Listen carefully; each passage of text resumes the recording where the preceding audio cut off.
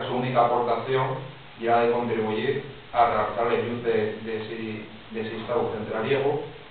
al claviente o el contraste con la supuesta oscuridad reaccionaria del terrorismo. Oscuridad que se convertía en la mayor parte de las ocasiones en una laguna historiográfica que nadie explicaba ni nadie parece que quiere explicar en la mayor parte de los casos.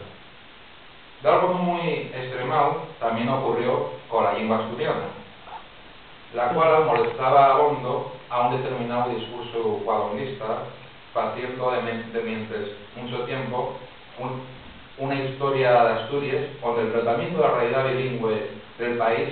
era tal que parecía que Asturias fuera de mientras siglos un país monolingüe castellano. Asturias, proclamada en el siglo XIX por la parte de las élites liberales y cuadronguistas, una de una recién inventada nación española en las Cortes de Cádiz, se diría, de acuerdo con tal discurso, el recipiente de las esencias de lo español, así como un continuo ejemplo de lealtad al Estado en el discurso socialmente hegemónico, evidentemente a la monarquía existente en aquel momento. Y para este discurso, los países autónomos sobraban, y la lengua asturiana también. Una domina, en la que en Asturias lo normal ya escribir en castellano, que para algo ya la lengua de la modernidad industrial y comercial, la lengua que representaba el progreso de la educación,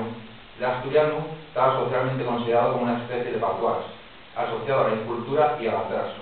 no apareciendo en la literatura normalmente